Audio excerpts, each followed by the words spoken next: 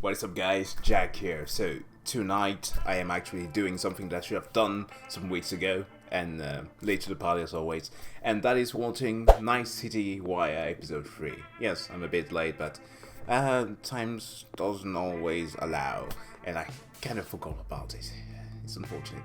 But this time I'm doing something different from the last reaction, which is that hopefully I might do a bit of a breakdown here because I am now fully caught up to my Cyberpunk 2077 lore because I went through everything. Yes, my brain is freaky. Like, I spent some time. It's incredible how sometimes you get motivated by different things. Like, I've been getting into the Warhammer universe, trying to getting good at cosmology and different and atomic physics recently. This is some old school related stuff, but also now Night City stuff. It's awesome. Well, to be fair, I just kind of went back through the guidebook from 2020 that I already was aware of. A bit of a shame that Night City Red, or Cyberpunk Red, sorry, has been delayed, but what have you. Also, a bit of a shame thing that's been happening since the beginning of the week, because this stupid ass article came out that Cyberpunk Red has been subjugating their workers for crunch, which, like, look, some are saying that it is broken promises because, yeah, they did say that they will not have crunch, but come on, these are 48 weeks of work, 48 hours work weeks, and like a typical work week here, if you have like a full-time job here in Denmark, that's like 35 to 40 hours. That's 8 hours a day at max. This means that they might be working a bit overtime during the weekends, but then that's also it. I mean, I found it, and I've said it multiple times in my reaction videos for this or discussion videos for Cyberpunk, that with a game that is detailed, it's going to be hell hard to avoid encountering crunch, especially in the finalizing phases, because they've been optimizing this game for a long time. Every single time that we see a new episode of Night City Wire, you get new updates on it, like visually, from the 45-minute video gameplay where you keep on seeing stuff like the Whole Food factory where the Maelstrom gang was operating. It's one of the footage that they keep on repeating a lot because it was supposedly from part of the beginning of the game. So that keeps on being reviewed again and again, but you see graphical updates all the time. The details on the characters, details on weaponry, just architecture, everything is getting a bit of an overhaul. So when you have to do that and also have to put on years, a decade of lore behind it, it's crazy. And of course, add your own little flair of stuff into this, so it's almost unavoidable. So to me, it's like good on Cyberpunk Red for all the work that they're doing right now. So just hopefully the game comes out very well. So let's just jump into the reaction and breakdown. They don't believe in no fate. Every day digging the grave. Stepping up here with the stakes. City of dreams, city of dreams. Always laughing at Fat T-Pain sitting there on the floor. Hello and welcome to Night City Wire episode 3, the show from us at CD Projekt Red, where we talk about all things Cyberpunk 2077. In today's episode, we're going to start by taking you on a tour of Night City in a new gameplay video and have a chat with senior level designer Miles. Then we're going to introduce you to the gangs of Night City in another new gameplay video and have a chat with Mateusz from our quest team. Oh, I'm looking forward to Then this. before we finish today's episode, we're going to give you a look at some of the incredible finalists in our PC case modding contest. And we have some information that PC players have been waiting to hear. So let's get started. Hold on! It's time to take They had a Voodoo Boy chair there, and the flathead thing PC case. That's dope. That's really cool. Oh my god, we need to hear today's news is Nova. I wouldn't survive that. Night City. This is definitely the channel that I will tune out immediately. Amazing. The food. The Thai on 7th and Haywood. The pierogies down by the docks. Pork bun. Our home. Our pride. And as always, your business is my business. And this is your world news. Man does have skulls on his desk.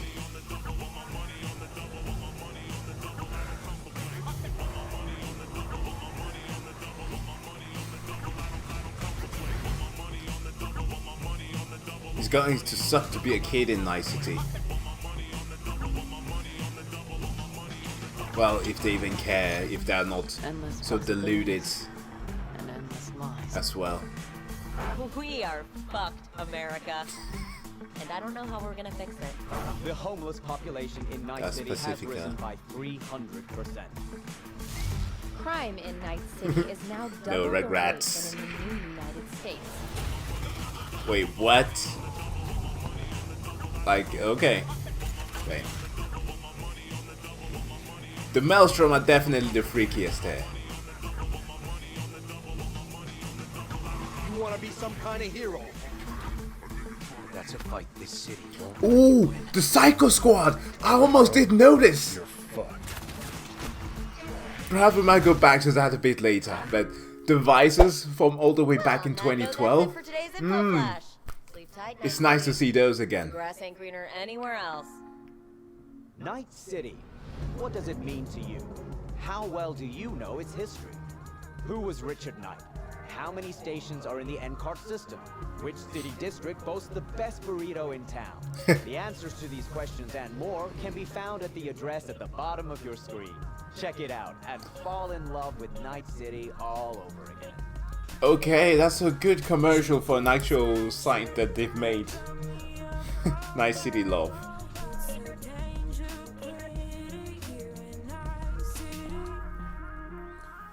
I love how the city center is just, yeah, it's ground zero. They have this giant platform there.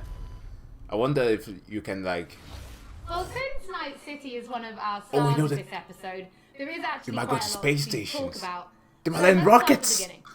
How They might did land Night a City rocket come in to the be? middle of the Because, city. yes, it exists in the world of the tabletop, but how do you take that and make what we've got now? Well, yeah, as you can imagine, making a city that is as big and complex as Night City is quite the ambitious project. First off, we sat down and we were really considering what is it that we wanted to do with Night City. In a way, Night City is the star of Cyberpunk, right? It is one of its main characters. We wanted to make a city that is very, very believable, right? I mean, the word immersion gets thrown around a lot, but really, we wanted you to be able to dive into it and feel like this is a real place. And then secondly, we also wanted to provide enough variety between districts so that exploring Night City would always be fun. Also, just a quick interjection here. A thing that I think a lot of people who create like cyberpunk content, movies, video games for that sake, like the biggest example that just kind of flaunted its chance to create something magnificent would of course be Deus Ex, is that they sort of misunderstand sometimes what speculative fiction is supposed to be about. Because they had a very good going from the first to perhaps also parts of the second. So not counting all the small ones in between. So I'm talking about the original Deus Ex and then Human Revolution. The thing was that with speculative fiction, the point is that your base is built on things that actually exist, and then you have to figure out, even in excess, how bad it might turn out or how good it might turn out. In the case of a place like Deus Ex, if you remember anything about that game, they foresaw kind of like the destruction of the Twin Towers. Not a magnificent thing to think about, but this is one of those moments when it makes you think, oh, this is what could happen. in Night City, from what I've known so far, and the new information that's been given to us through walkthrough, or at least gameplay footage, and the Night City Wire, you can see some aspects of the city that is kind of reflecting of what is going on right now. And this is based on work that was written a decade ago. So that's an important thing that you need to put an emphasis on, and it also helps with the immersion. It doesn't mean that everything has to reflect our world, not at all, but you need to be able to relate to something, at least, to truly, well, feel it lived in. Right? There's no point in making a city that is all same-ish, and you know, it doesn't really matter where you go, because once you've been through one district, you feel like you've been through all of them. So for that, we first off started taking a look at the real-life geography that Night City is located on, and that would be on the coast of California. Knowing that Night City would be a coastal city gave us a bit of insight into what we would expect from the city layout. You'd expect the port, you'd expect huge industrial areas that would facilitate this kind of trade that you would assume a city of this type would have with the world. Gonna suck. And then we went through and actually divided the city into several districts, 6 of them, and some of them are based on the original lore. We decided to give their own those ads are crazy. In terms of, architecture, the demographics, the kind of people that would live there, and also the function within the city. Each of these districts, in turn, we divided into I see the Lazy Daisies folks are still living using the more grand theme of the larger district. This process, I think, has resulted in a city that feels quite alive, has a lot of character, where each district feels like its own distinct zone without feeling separated from the larger picture.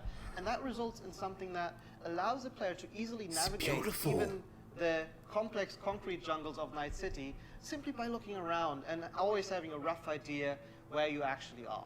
But Night City is clearly so different from anything we've ever created with The Witcher. Can you give us some idea about, or some insight into just how big and like how densely packed Night City really is?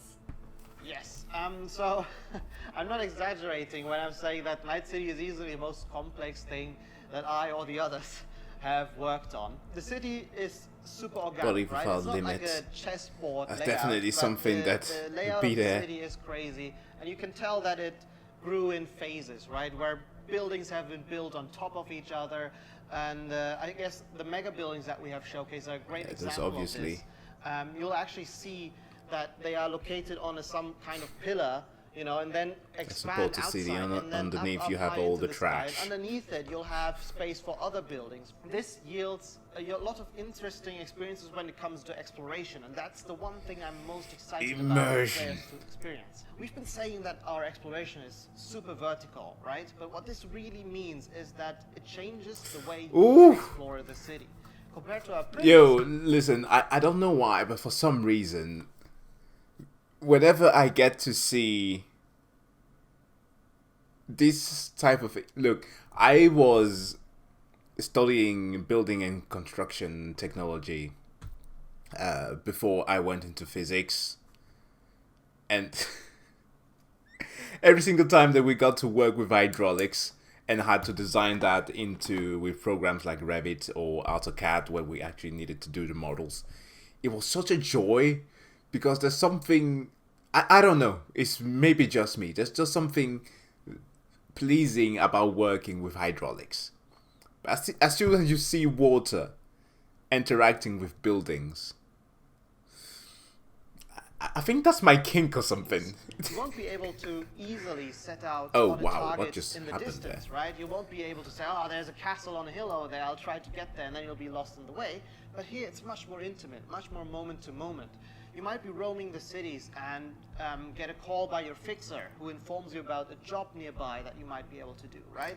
Or you find an alleyway and you...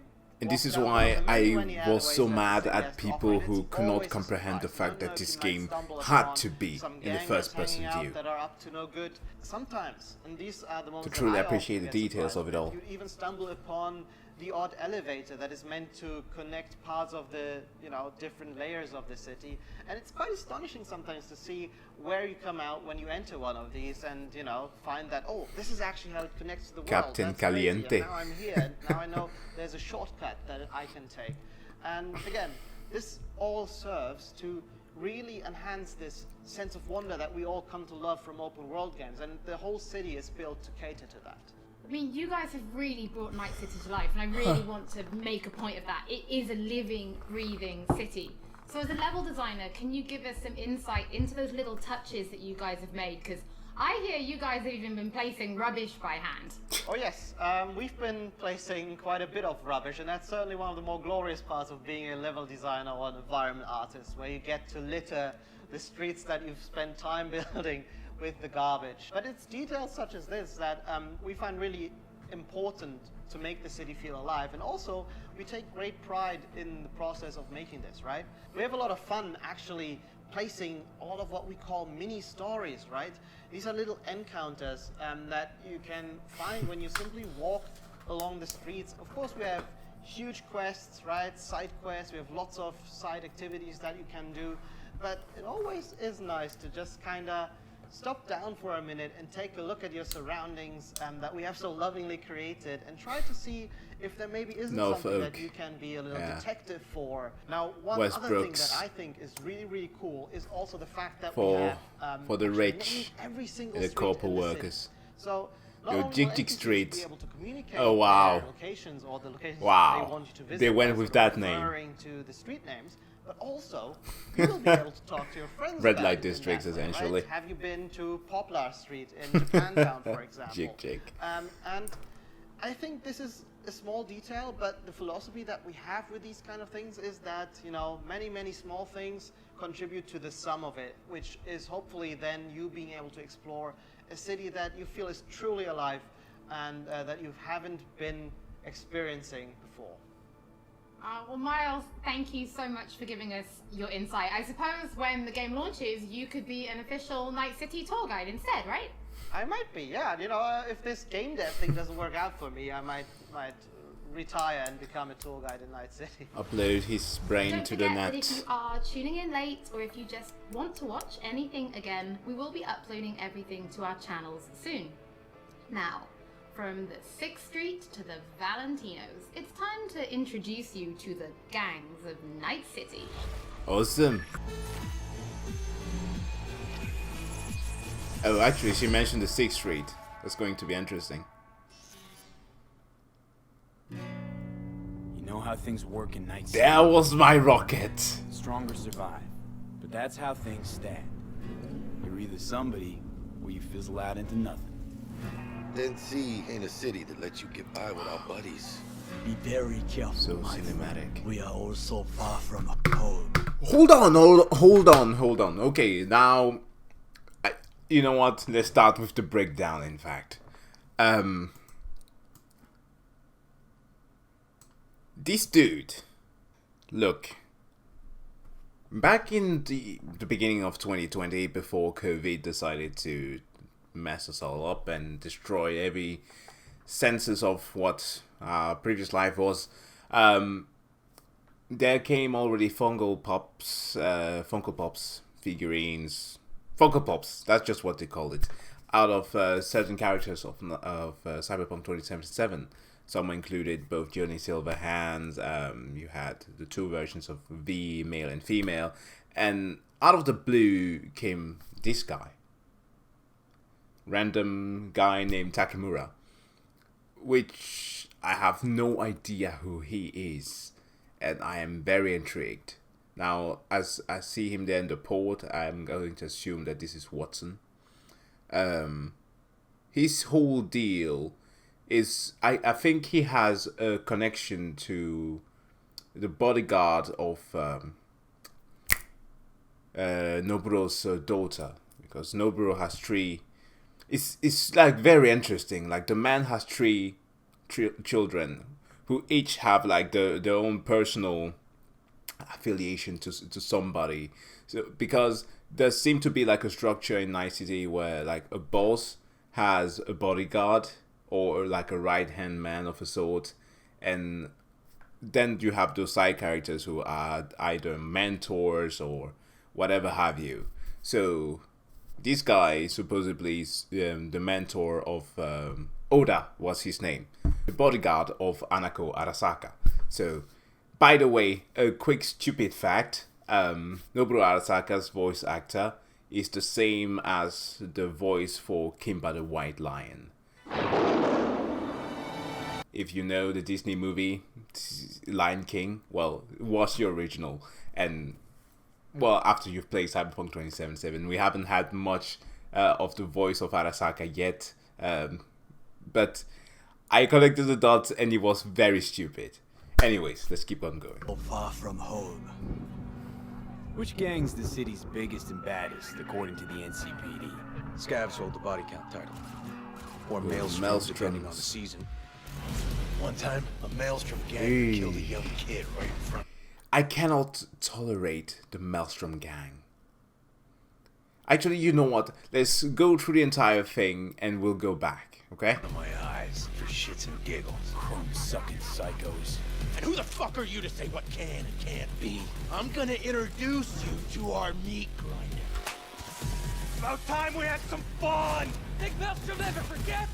Never! I hate these Borg fuckers. Now, okay, so here's the thing. If we go back there a little bit, as I mentioned before, there's this recycled footage, of the Maelstrom gang. We've encountered them before. This is perhaps also the same guy who gave the inhaler thing, if I'm not mistaken. We saw the boss from before, whose name I never remember. But then you have the Totentanz Club. This place is supposedly like a place just for orgies. It's simply it. And this is so weird because, see, given the mentality of the Maelstrom, it doesn't make much sense. So what they do is more or less like very much removing themselves from humanity. They are not straight up like the Netrunners who strap themselves into chairs and end up dying there. But for them, it's like the limitation of the human body is something that they want to get rid of. So they upgrade themselves as much as possible. But not to the point to only have it for strength. They still want to maintain some sort of human aesthetic. Because, for example, you will have the animals. They go extreme into augmentation. They are very, very close of just doing the full body conversions. The Maelstrom, you've seen the faces are almost gone. Because apparently optical nerves, they don't serve anything. It's a limitation. So they have this club here where people just come and have some fun and are just doing insane thing.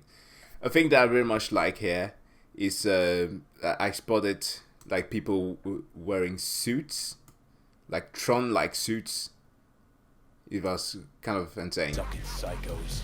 Yeah, like right there. If I zoom a bit, there's somebody in this corner. Yeah, like wearing like what looks like a Tron suit. That's pretty cool. I wonder if this is something that one can buy. I mean, the jacket that V already has is pretty awesome. What can and can't be? I'm gonna introduce you to our meat grinder. About time we had some fun! Think Maelstrom never forgets? Never! I hate these Borg fuckers. It's a gang like any other, right? I'll take the Valentinos. Hey, the The Valentinos. God and the Santa Madre. Honor means something to them. They are in Haywood then. We started out together. In the Valentinos? No, in the fucking Bible book club. I gotta give style points Whoa! to Valentinos. They have a punishment for every occasion. Gangster life, puto! Quick shout out to everyone in Haywood and Santo de... Okay, hold on before we shift to Santa Maria. Haywood, the Valentinos. I think there's a good reason as to why V is good friends with Jackie and why we are getting set possibly earlier with the Valentinos. Well, depending again on your life path, but if you go with Jackie immediately, I think that the reason why is that the Valentinos are like very loyal. They have this almost like family like creed. and there's a scene here that kind of looks like they're holding mass inside inside the club. I don't know if this is for a pledge, but given the way that they're standing, one here is crying in the background. It looks more like somebody has died or something. You have Padre, I guess the leader of the Valentinos. And yeah, they seem to be mourning instead. So I don't know, perhaps it's like part of that cinematic where Jackie was shot if he doesn't make it. Perhaps this is a possibility. But yeah, just the simple fact that, as we've discussed many times, people are prone to betray you. A lot of people are double-crossing each other all the time in Night City. So the Valentinos, I think, are going to be the closest thing to people that you truly can put your trust in. But again, this is not always the case. I don't know. There might even be a possibility where Jackie turns his back on you. There's a lot of speculation there. But one thing that I love also is that every single time that you are going to see a skull like this is like a trademark of Valentino work. It's like they have a thing of tagging that represents the people that they might have lost. Usually like high-standing or remarkable members of the Valentinos gang that they tag there, representing with different patterns and such. It's pretty cool. Honor means something to him. How'd you meet Jackie? We started out together. In the Valentinos? No, in the fucking Bible book club. I gotta give style. And also the damage right there. They have a punishment. Crazy. Oh, small little detail that I just noticed again. The double watch. That's pretty awesome. Right there, there's a footage of Padre getting into a car. Style points to the Valentinos. They have a punishment for every. That's a hit. That right there is somebody trying to kill them. No car drives as close before without making an attempt on a hit. Now I see 3 stars there. I'm going to assume this is the 6th Street gang that is trying to do something there. The car that was also showcased there before in the earlier part of the trailer kind of looked like this. So, pretty cool. No, in the fucking Bible book club. I gotta give style points to the Valentinos. They have a punishment for every occasion. Gangster life, puto. I like the Quick car. shout out to everyone in Haywood and Santo Domingo. Lately, the Valentinos and 6th Street have had a bigger bone to pick. 6th Street. Why'd they want to wipe you? I can't fucking stand Tinos. I've dealt with 6th Street before. We do the run, they'll transfer the cred. Come on, let's go before 6th Street shows up. Dude, hey, isn't that Hate those bastards. Whoa! What the fuck? Time to. Yo, hold on. Did you just see that? The children are just playing next to dead bodies. Again, a quick thing. This is where I kind of have to measure my words here, especially when it comes to this gang. Again, as I've mentioned with the whole speculative fiction, the 6th Street gangs kind of remind me a lot of what's been going on, especially now in 2020. Because the whole shtick was that since everything was going to shit in Night City, they decided to take justice into their own hands and were like, not quite a militia, but you could say, like they enacted street justice and became like, they created their own kind of own scape. So they went in there and tried to rebuild and try to create order. But as all things that is like, all movement that is not centralized and does not have a fixed set of rules, it became corrupt. So as you can see, they're kicking all the poor people, those who cannot bear arms like they do, or who are not upgraded in any sort of ways, and do not have authority. So the reason why it reminds me of current times is because we have seen every type of movement, even those with very good intention who ends up doing the worst things because they're not centralized.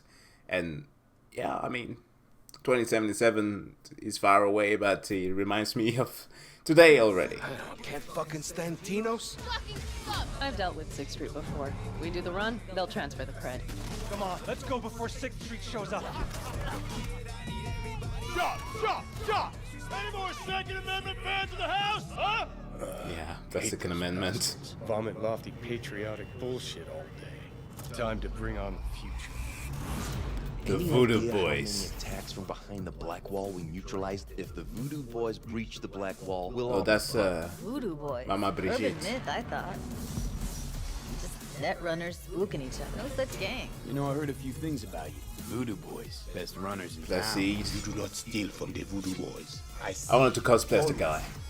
For them, Pacificas just hate each Just other. gotta Their get a own bit island, more cut off jacked. from the rest of the city. This is our turf, our home. Until last week, the animals crawled in. Okay. The animals, we'll get to those. Now here, from the get-go, there's a weird, strange things about the Voodoo Boys. So they are supposed to be just like the best net runners in Night City. They are probing anything that they can find, and they are very efficient at it. Yet a thing that I think is so strange is that they are obviously taken aback from them being like Haitian immigrants that came to Night City. So things were going very bad.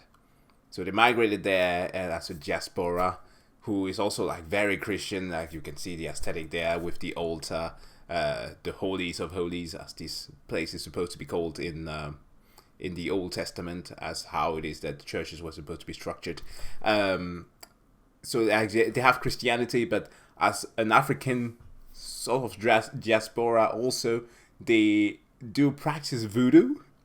And that's so weird, because I guess that they might have utilized netrunning as their own ways of practicing voodoo, because now the evil spirit that is haunting you and that is affecting people is no longer a mystical entity, but like a cybernetic one that is not seen, lurking in the shadows of the web. You know, that's it's a very nice concept to have.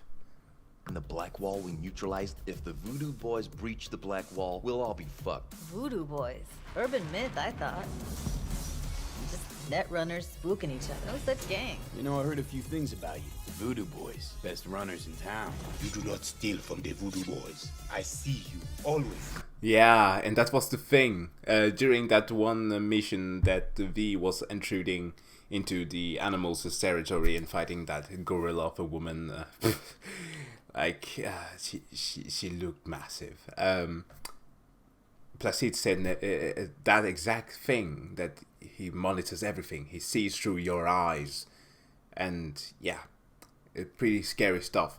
And a bit further on, there's something interesting to see again. Pacificas just Haiti 2.0, their own island, cut off from the rest of the city. This here. So this is a church that they attend. I don't know if this is supposed to be whatever it is that they are going to do there. But if they are just like receiving grace or whatever.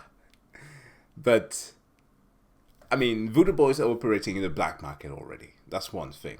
Now, second thing is that as they're holding a mass here, I could imagine them having already this concept of, them being netrunners already, that one of the worst scenario in the game could actually happen right there. And this is just me very much speculating, and I wish that CD Projekt Red would have done something like this. Perhaps they have. Now, in another game that I very much love called Deus Ex Human Revolution, there is a scene where, due to your upgrades, people are wearing cybernetics already in Cyberpunk 2077, to the fact that all the way to the point where like you need to have like a Neuralink interface, like a chip. You have like the immortality chip, for example, that keeps you alive.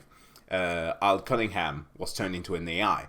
Like they stayed up Bob Hope her ass into into oblivion, and she became an artificial intelligence. So the fact that already mind can be controlled or even converted, I imagine something like straight up voodoo being used here, turning the people into zombies because of the cybernetics that they have in their brains. I could imagine that, like a mass conversion, in like zombification at an instant, where they might be turning on V if V just mess things up, and like you could see like a bloody scene right there. This if I were to be working for CD3R, this is like a scene that I would have created. And I mentioned that because Deus Ex Human Revolution has a similar thing with a chip that actually gets affected, and like the creator of the whole augmentation thing turns it on humanity and causes mass destruction. So yeah, I could see that happening.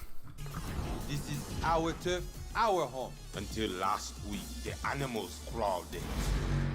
Animals are the craziest fucking gang in the city. Break her skull! Animals aren't the play here, are they? They're hired muscle. Someone else needed them.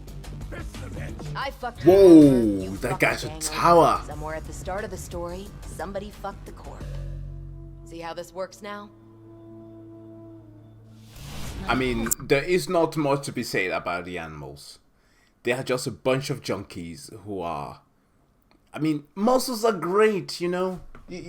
Flexing is good. But stay natural, damn it. Like, I don't get it. I don't get it. It's so disgusting. It's like watching the Olympias. Yeah, they are just a bunch of like strange, crazy individuals. They are also usually the ones who are hired as bouncers towards throughout Night City. And yeah, they're just insane. Now, the Tiger Claws, they are awesome. Badlands, New Westbrook, very high in the Tiger Claws. Yeah. They did what made the best eddies. Hey. Sold sex and black market tech. See a lot of tigers. Japan in this place. Know what else they do well? Break the Woo! news of people who ask questions. I gotta do something. Shut the fuck up. The tigers will kill us. Buddy had... What was that? Okay, first, beautiful street, even during the night time. And black market tech. There with the bike, awesome. Okay, not so many NPCs roaming about, but I'm assuming that this is, just because it's a nighttime scenario.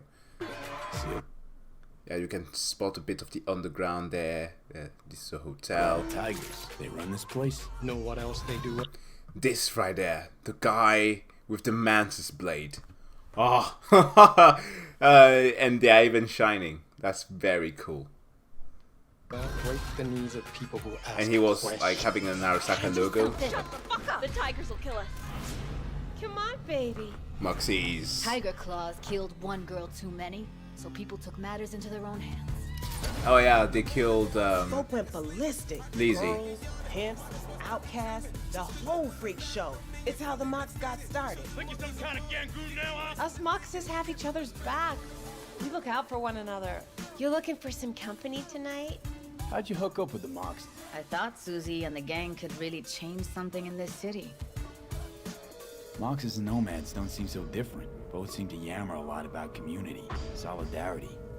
Tell me about the Badlands. Not much going on out here, huh? Au contraire. This is an ecosystem. Oh, no. Nomads, wrapped in shiv, corporations, and drifters, they form a complete whole. Remove one the part, Wraith. the delicate balance topples. Here in the Aldecaldos, it all stays in the family. Classic dilemma. What comes first? Family or the outside world? This family will go to hell and back. Everyone in this city lives in their own bubble, and either you fly high or sink into quicksand. Icarus. I am actually positively surprised by this thing here with... I mean, the Moxes, cool. We know their story, more or less. But I was very surprised by the nomads here, or the Badlands. Because yes, they did mention that some stuff are going to be going on there, but I would have assumed that, okay, except for a bit of venture with like the locals, interacting with some of the nomads, who of course do have this whole thing of family. I was trying to do my best Vin Diesel impression there, and also they love racing a lot. But then you have like the rave gangs, who are like psychotic individuals. They kill things, like almost anything that moves. There was also mentioned for another gang there. They form a complete. Yeah. Well, Eldiganos, these are more... I actually don't have the biggest knowledge of their deal, but I'm assuming that they also do follow a similar code, except that they are less unfriendly. Remove one part, the delicate balance topples. Here in the Aldecaldos, it all stays in the family. Classic dilemma. What comes first, family or the outside world? This family will go to hell and back. Everyone in this city lives in their own bubble, and either you fly high or sink into quicksand. Awesome. Mateusz, thank you so much for joining us. I have personally been really excited to give people a closer look at the gangs. We've shown a little bit on Twitter, but their styles are so distinct. Yes, I enjoyed them a lot as well in our game. I think they're very cool. But let's start then with the kind of role that they play, because gangs really do play a prominent role in Night City, correct? Yes, definitely. The gangs, they rule the streets of Night City. You know, they have the newest cyberware, they have the newest weaponry, and they are really a power that everyone needs to take into account when they are thinking of operating in Night City. You will encounter them as you explore the city, of course, but also as you complete main quests, side quests, different jobs for the fixers. Sometimes you might even get hired by them. But then, I suppose everybody's thinking then, can you join a gang?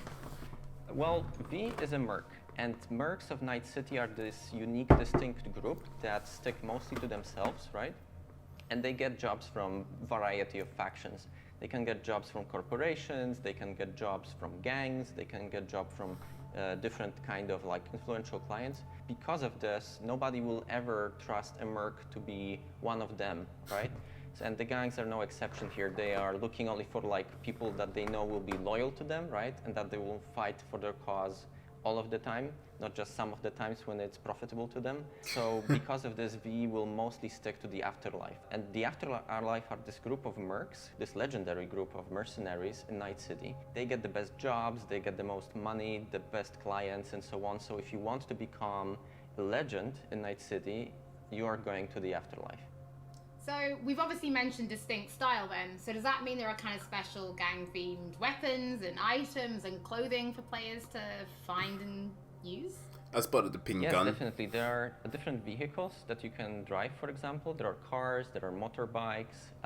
Then, of course, there are different pieces of clothing.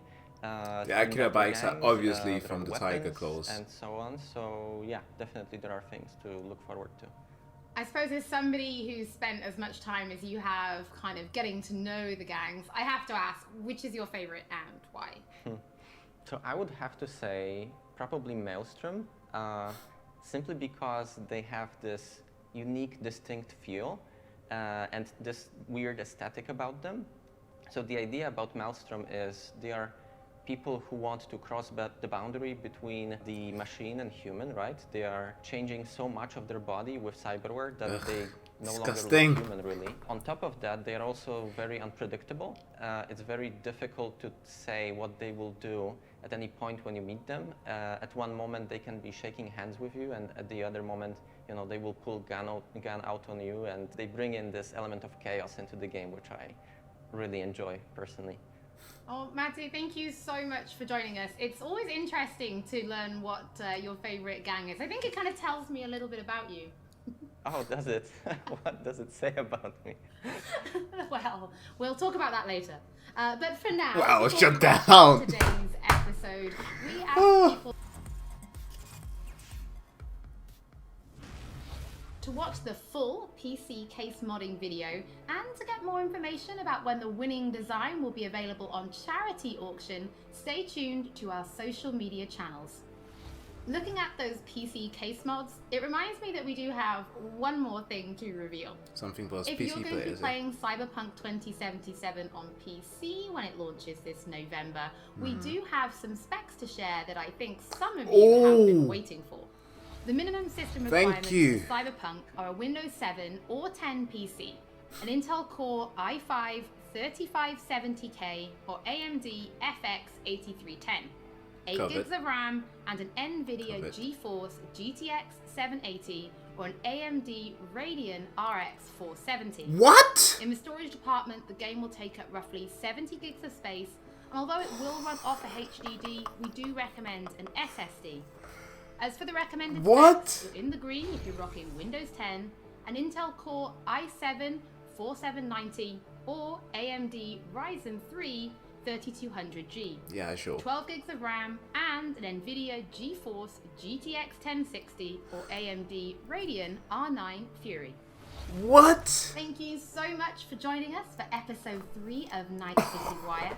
Don't forget, This is what I've been telling you guys in the if beginning. you just want to watch again, we will be uploading They've been optimizing this. channels shortly, and we will be back How come soon this with episode 4. fit only 70 gigs?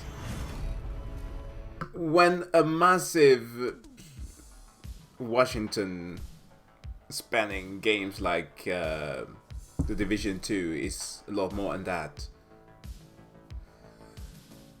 CDPR, you win this round. You win this round. I mean, like, I didn't assume that it would be so low. I rock a 2070 Super. I have way more RAM than I need. That's pretty cool. We have specs, we have amazing details for the gangs. This is shaping up to be pretty cool. So, guys, hopefully this kind of breakdown video / reaction is something that you liked. I'm going to cut it short. If you liked the video, of course, let me know by giving it a like. And if you're new to the channel, of course, don't forget to hit the subscribe button. It lets me know that you like to see this type of content. And if you want to know, or at least if you want me to do more Cyberpunk related content, let me know in the comment section below. I like to, because I only get into making this content if you guys are requesting it of me. It kind of shows your interest in it. And because I do have other projects that I'm working on, but in this month at least, by the end of this month, is predominantly going to be about Watch Dogs. Yes, because it's a game that I've been looking forward to some extent, because Assassin's Creed maybe is something that I might get, but the Watch Dogs definitely. And of course, Cyberpunk 2077 comes out the month after the 19th. So yeah, have a very good day, and yeah, see you guys next time.